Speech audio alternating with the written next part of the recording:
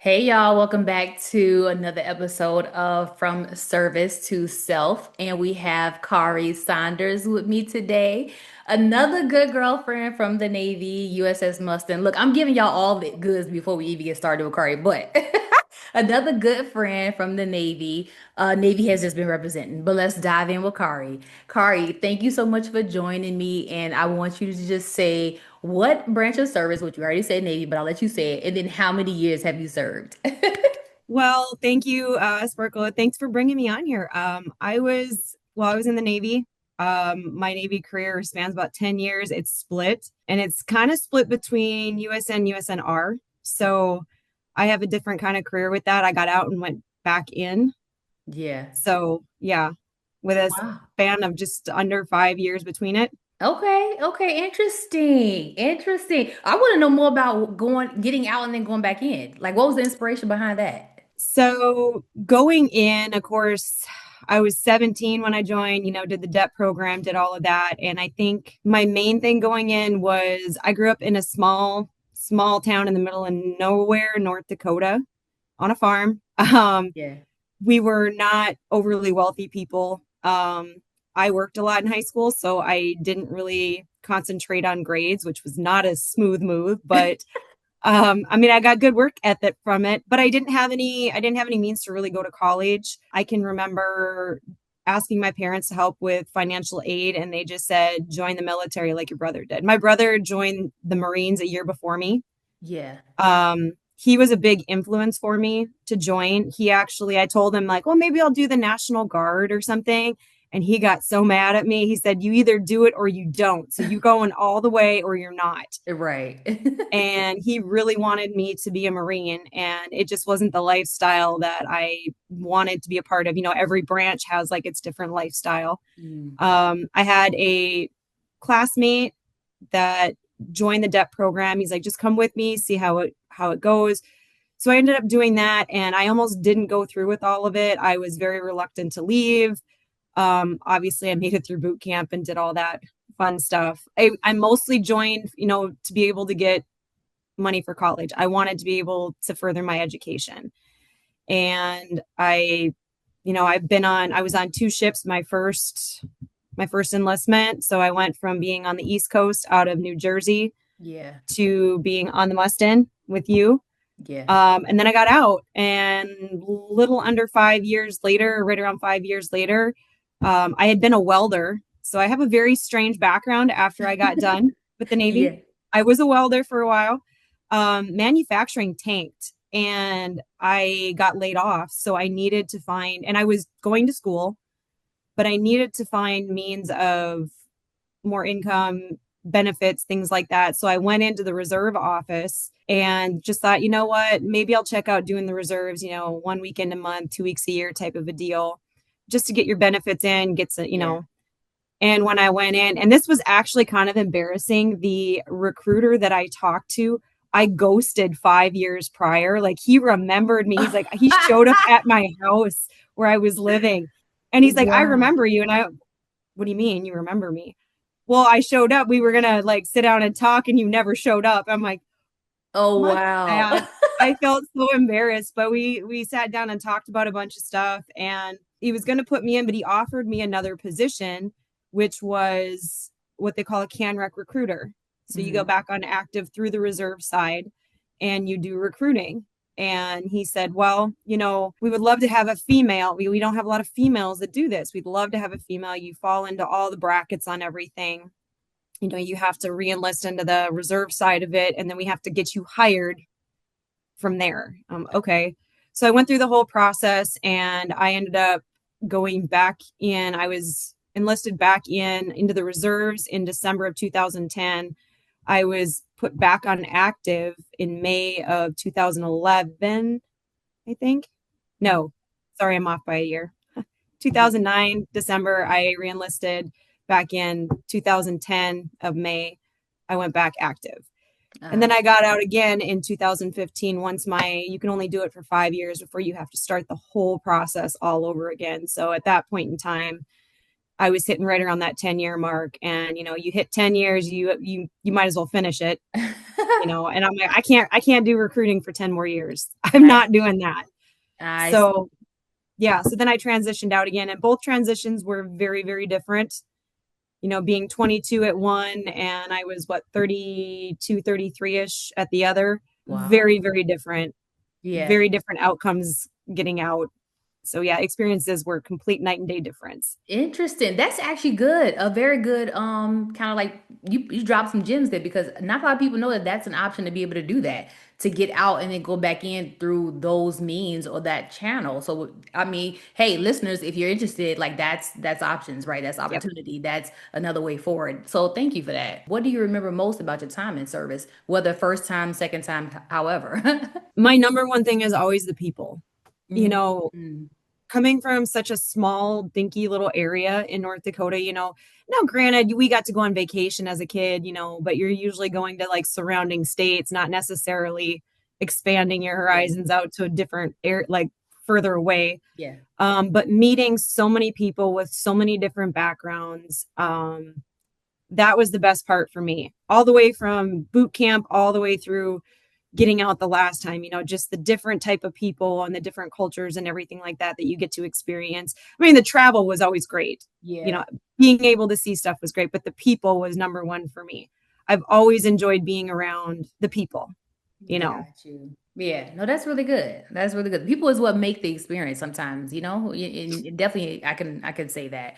The people are what make things better. Like for instance, if you have a good job, if you have a job and you have a job where you go in every day and your coworkers are just so fun, so cool, easy to work with, like that is what makes the job better, right? It makes you want to get up in the morning and go to it. So I can totally, Absolutely. yeah, totally Absolutely. understand that. No, good. So, second question, what has been the most challenging part of transitioning to civilian life, and what helped you the most with that? So, like I said, I did that twice. Yeah, The first time being 22. Now granted, like I worked in high school, so you know what having a job is like and all that stuff. But once you go through boot camp, and we all know that they beat you down to build you back up, yeah, it's where that you're where they need you to be. Um, Walking away from that when I left the Mustin was really rough. Like I loved all my girls. Like we were the only division on that ship that was primarily female. yeah, Like man. our whole radio shack was female. Like, the couple of Who guys we run the had was just world, like, girls? it was just such a great group of people to be around. And along with all the other people that I did know on the ship that I was close with, but walking away from it was a really hard thing.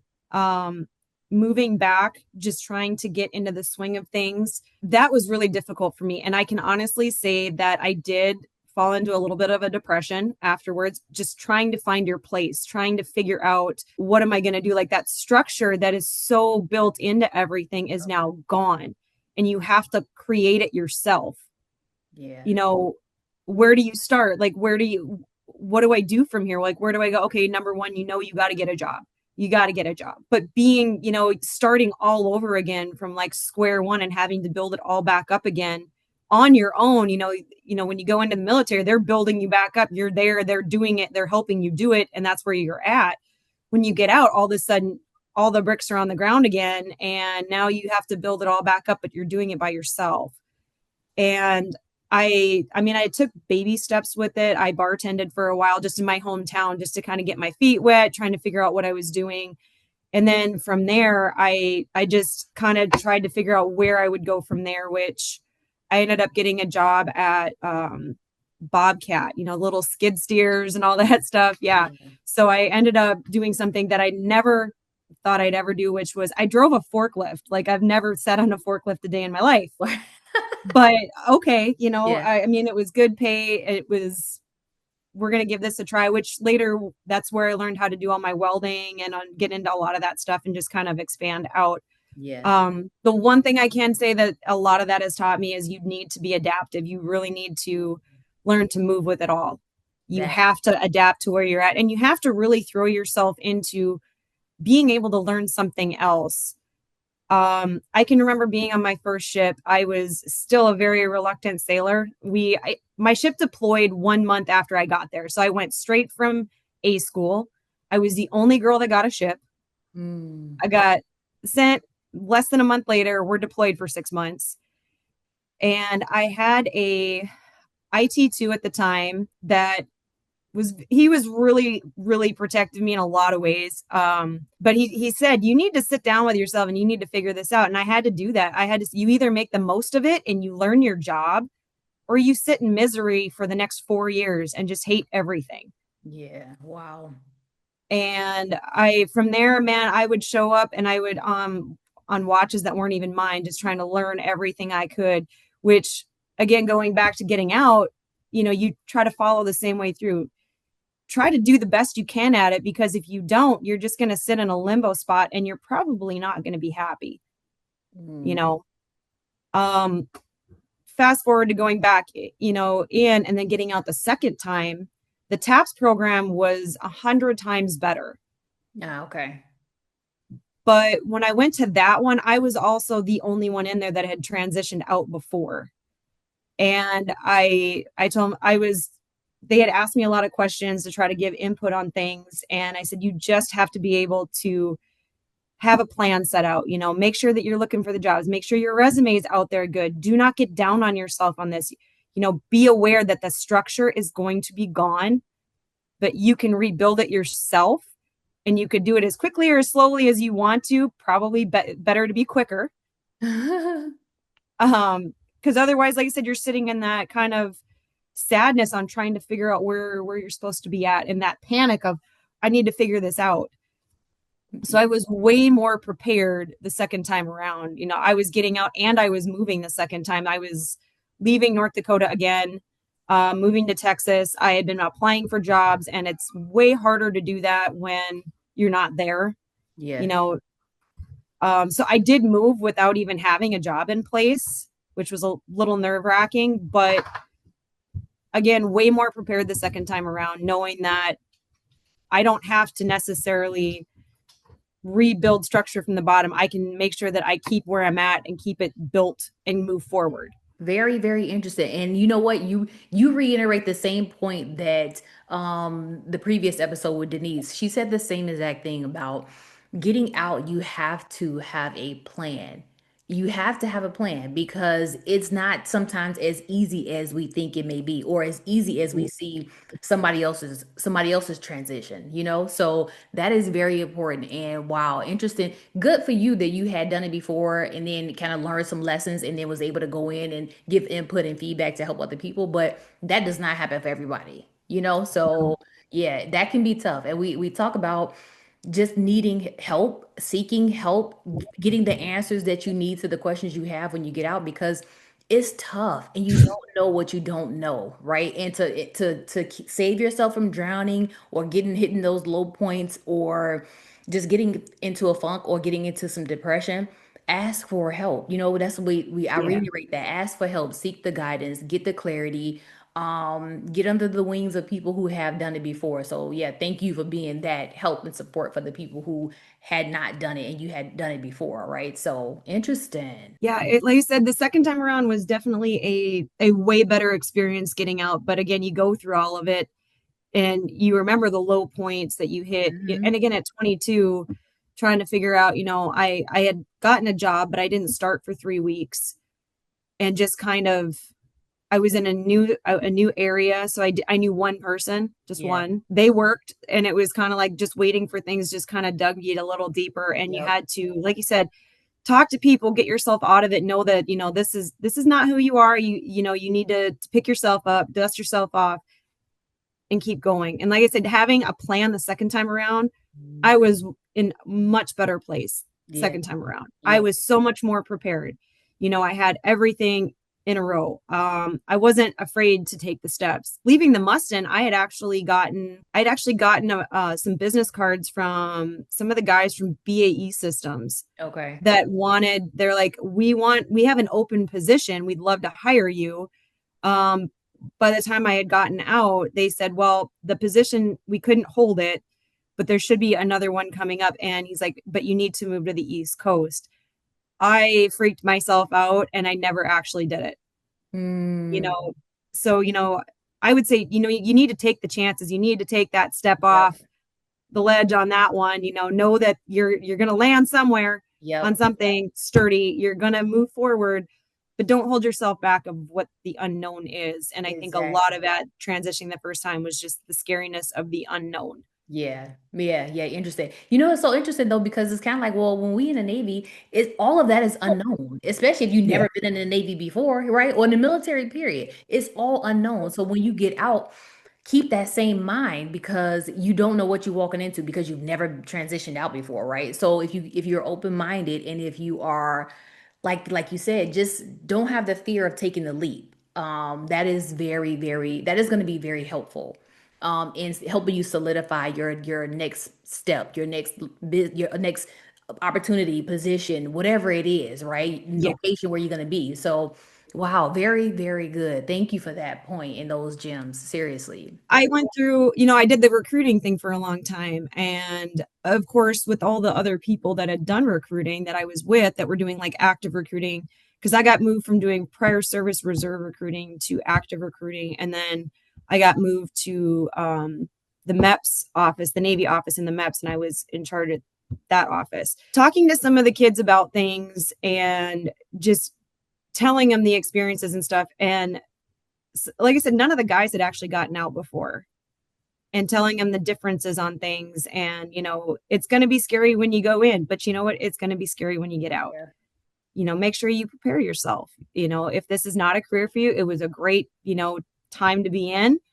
Just remember to prepare yourself when you get back out again. Yeah, for sure.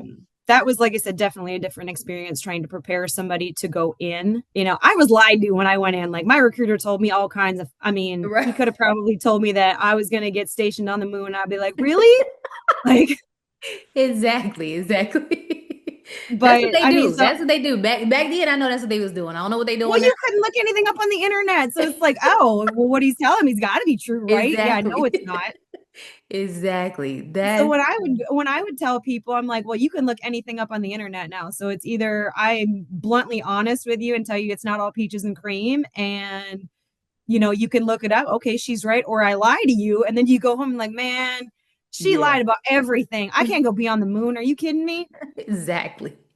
So yeah, Exactly. I was actually not good at the recruiting thing. I am not a salesman. I can't do that Mhm. stuff. I just you tell people how it's going to be. Like, it's not going to be easy. Every day is not going to be great. Exactly. It's Yeah. But I that's just what was that's not good what at we need, honest to goodness. And that's what sailors or people interested in going into the military, that's what they need. They need people to be honest with them, honest about how it's going to be, honest about the life you're going to live, the lifestyle, honest about what you can expect because you've done it, you've been there, right? And who needs to walk into something blindly? Like nobody needs that. If you can get help and if you can it. have a Mhm. better understanding and have preparation for yourself before going into anything, that's the best way to do it. I don't know why people don't want to do that and help people anyway. Like that makes no sense to me, but it is what it is. Yeah, I Yeah, completely agree. You it know, is what it is. So, okay, question number three.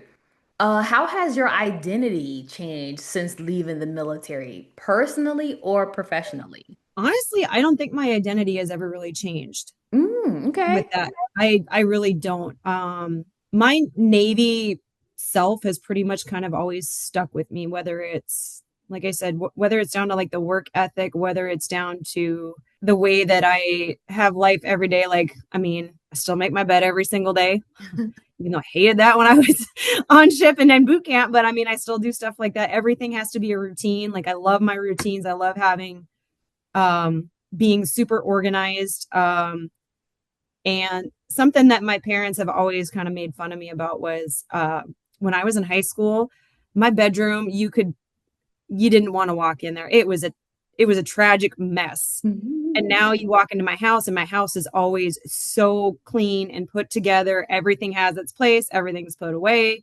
The only thing, and I still can't take it. I have two dogs, and if they mess something up, man, that's got to get cleaned up right away. I can't deal with it. So just kind of being that way, like, I don't think that my identity and the way that I don't really think that it's changed a whole lot. I'm still the same person, I think, from when I got out. Small maybe changes. Like, I did really get into fitness after the first time I got out, Yeah. which led into something different for going back in and getting to be a CFL. which was kind of crazy coming on my second time around. Yeah. But yeah, I really don't think that my identity or anything has changed that much.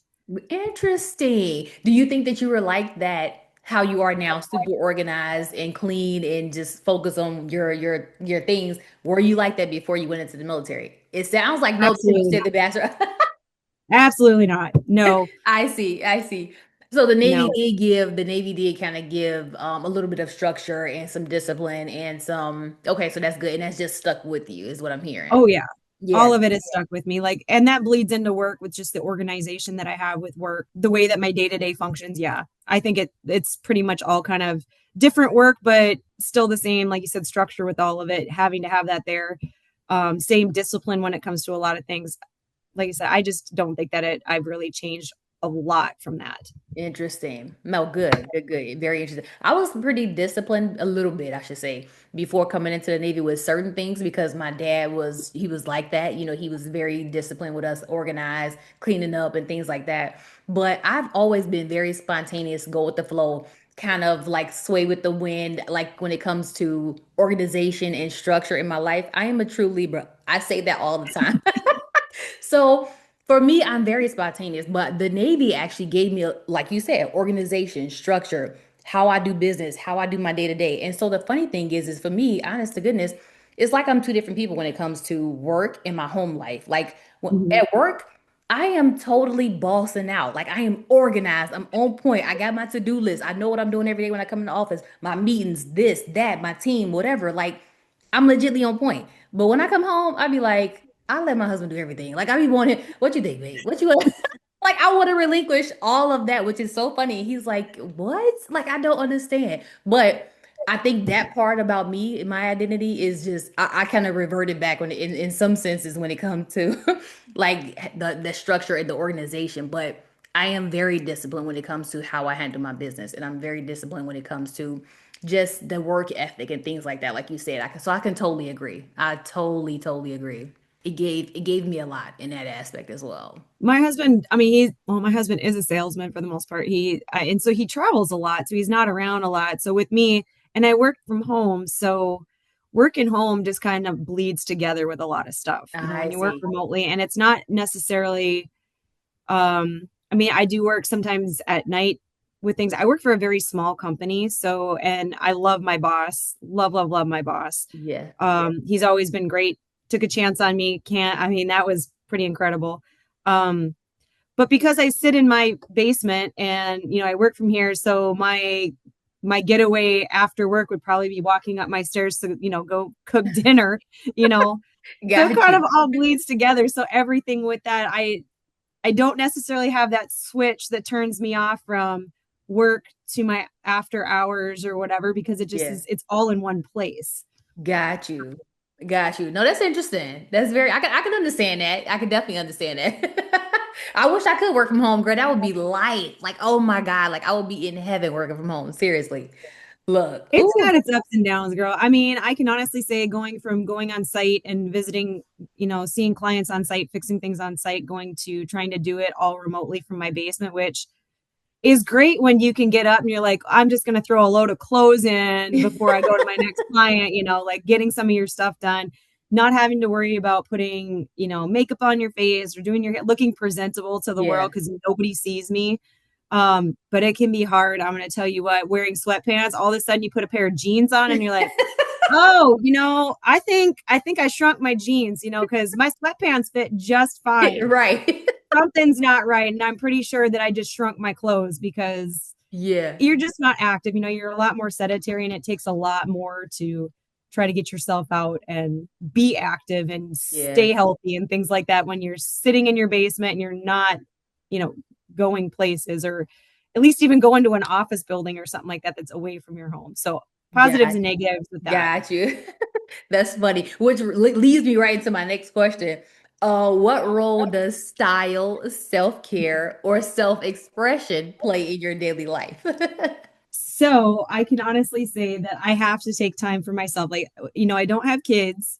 I again have two dogs. My time would be like, you know what, I'm gonna go take a bath and read a book and just zone out for the next 30 minutes. Yeah. Just something that's just gonna like me time. I got to, self-care wise, I sadly I have my routines. Like I said, routines are ingrained in me, I always have to get up in the morning and I always have to wash my face, and I have like 3, 4 exercises I do even before leaving my bedroom. I make my bed, I go, things like that. Um, self-care wise though, I always have to take time for myself. Yeah. My husband always asks me, he's like, well, I've been gone. What do you mean you got to take time for yourself? I'm like, I'm taking time away from the dogs, from you, from everything else, just so I can, and whether it was gym time, the gym time used to be a really big thing for me. For that was my biggest self-care right there. Stress relief at the gym. Sadly, I can't do that as well as I used to anymore because of my back. But I would honestly say self-care for me is a huge thing. Style wise, I mean, I do actually, go out on a weekend or date night, or going out with my girlfriends or something. I have my own style that's definitely different than my girlfriends. I mean, I think that's a leads back to self-expression on a lot of things, how you feel about yourself on a day-to-day basis. I don't actually get to do that. So, Yeah. it's usually sweatpants and a t-shirt or sweatshirt that's sitting in behind some screens is really what I wear on a daily day basis. I try to keep up with a lot of different styles, I guess. Things obviously change as the older you get, so that's Yeah, kind of for different. sure. That's different. I always find it funny when it comes down to the style wise. You look at some of the trends that come back, and you look at, some of the 80s stuff that came back, or the 90s that come back. I'm like, yeah, I'm not doing that. I'm never wearing jellies again a day in Right. my Nah, life. nah, nah, So nah. no, I'm not doing that. I know that's the in thing. That's the style that's going on, but I'm not doing that. I couldn't do mom jeans. That was something for me that I did have girlfriends that really got back into that. I'm like, I just can't do the mom jeans thing. And I didn't like it way back when, and I just can't do it I can't do it now. Some of the 90s stuff that has come back, I think is kind of fun to see some of that. Yeah. Um, and I do have, I mean, sadly, I actually have, I think I found a bin in my basement here last year that had stuff. I'm like, this has been in this bin since I was a senior in high school, and they actually came back. Like, I have an original pair of Doc Martens I had in high school. But yeah, some of the stuff that comes back into style, and then when you still have some of the originals, you're like, wow, now Right. I'm just old. Now I feel Look, old. don't claim it. Don't claim it. That's Yeah, so like out of all of, the style, the self-care, self-expression, like self-care to me is probably the biggest thing that I can say for me is a very, very big thing for me. yeah. Um, just because, again, like I said, I work from home. My daily life is at home all day long. Taking time away, to whether it's just to walk down the street to the park by yourself, or take a bath, or read a book or something like that, or when I go do my hair, like my hair is my one girly thing that I still do. Yeah. It doesn't Aw. look that way right now, but I swear to God, I still do that. Um, that's my one thing. I actually don't do my nails or anything like that, but my hair, that's a different story. That's my self-care stuff. That's where what makes me feel good, what makes me, like I said, bring it back to center. If I can get on a treadmill for 30 minutes and walk for 30 minutes, just to kind of pull myself out of Yeah. everything going on around you, just to bring you back to center and breathe. No, I can understand that. That's good. That's very good. Question 5. If you could give your military self one piece of advice, what would it be? Probably don't be afraid to get stronger. Don't lose your heart out of all of it. Mm. Live in the moment and don't take anything for granted. Very Uh, coming into, like I said, little North Dakota girl coming in and experiencing a whole different world of things that, you've never seen, never experienced. I did know that I had to toughen up a lot more. mm. Um, you know, my first ship being in a berthing with 120 girls, I mean, like that's going to go well every day, Right. Oh man, no. Get a bunch of girls together. I feel you. I feel you. different personalities clash. Yep. You see different things. And I mean, I remember seeing one incident on my first ship that I was just like, oh, wow, like little North Dakota girls gotta toughen up on some things. Wow. Like Yeah. that was a whole different scenario to watch. But at the same time, you as you build, as you get stronger with things, and I can honestly say by the time I'd been through my second enlistment, the more quiet North Dakota girl that I was, it was kind of gone in that respect where I was stepping toe to toe with certain people and Yeah. I just didn't, you're not going to push me around. You're not, this is what I got to do. So this is what you're going to do because this is your job. Yeah. We're not playing this game. That the boss figure actually does come out the more you work with it. But in the end, don't lose your heart in all of it. Don't harden yourself to people and don't take it all for granted and make sure that you live in the moment. Make sure that you're there. I see so many people that don't live in the moment these days that, they're so into watching something on their phone or something like that they're Yeah. not living in the moment. You're not taking in the wonderment that is around you. Like being on my first deployment, seeing everything, I would have never believed that I would see the amount of countries that I've seen, Yeah. being able to take it all in and not just concentrate on on something that's meaningless. I guess that's the best thing I could tell myself for that. Yeah, no, I Uh, know what you mean. I know what you mean. We had some good times. I remember in the Mustang, man. I remember when we were on the ship together. You were like, I don't know. I'm trying to remember. I think you were super cool, and I don't know. That was your second ship, right? yeah. Okay, so I can see that because by the time you came to the Mustang, then I think you were stepping. You weren't shy, little kind of North Dakota girl. Like I didn't get that vibe. I felt like you were in your own, like you walking in your own aura. You knew what you knew. So from what I can remember, I feel like yeah, that part of you must have had gone through and already experienced and already was ready. So that's Yeah, my really good my to first ship got me ready for that. Like I yeah. said, seeing the incident on my first ship that I saw was a girl hit another girl with an iron Oh wow. over a guy. It was over a guy, and I'm like, Yeah. okay, that's ooh, yeah, okay. I mean, but again, you spend 7 months on your first ship. You get to learn a lot. You learn a lot about yourself. Yeah. You're building yourself up more. So yeah, by the time I got to the Mustang, I was a lot more out of my shell. Yeah. Um, I was a very hands-on person. I was always the one that didn't want to be in the IT shack. I'm like, oh, somebody's got something that in the engineering department. I'll go. Just get me out of the hole. And I think it was Denise that told me when she's like, Iverson, if we gave you one nail and a hammer, you'd build a house somehow. Like I was always doing something, lifting up, the deck boards or whatever to try Yeah. to fix something.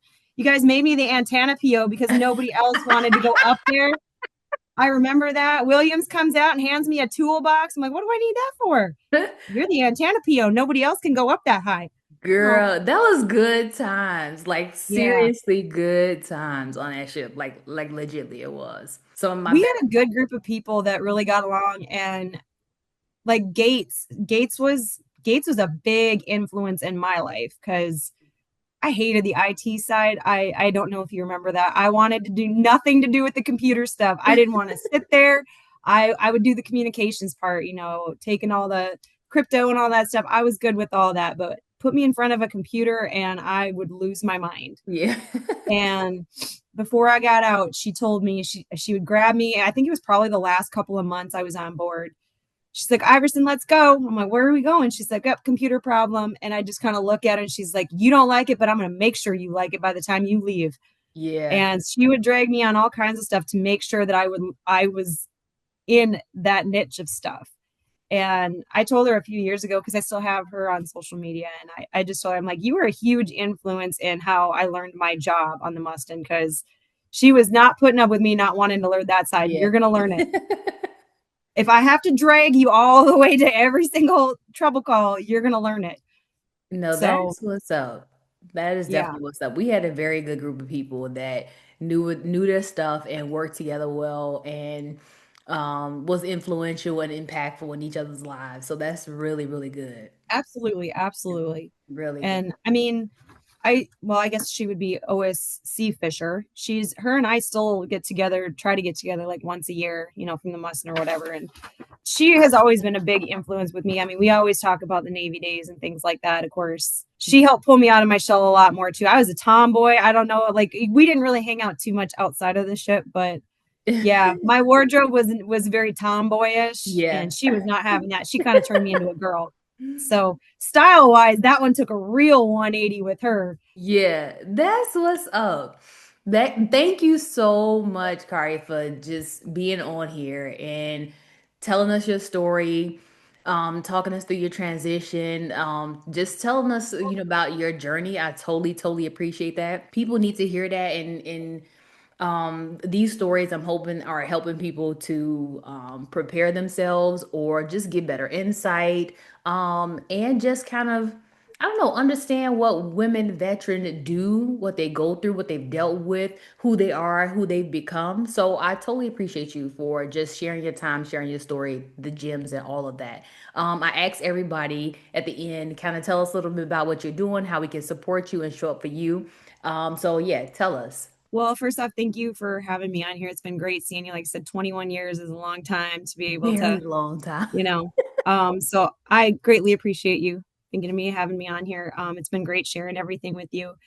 You know, right now I still do IT work. I do IT work remotely. Support wise, for me, I honestly just enjoy keeping up with the females that I've been in the service with, like seeing you guys all go through everything, like posting things online, seeing everything that actually helps me a lot more. I love seeing you guys grow, seeing you guys travel places, getting married, having kids, things like that. I love that. To me, that is something that is a big support to me because it's influential. It's something that really drive you towards being a better person too, I think. So for me, I think you guys already do that for me. Good, good. No, I can appreciate that.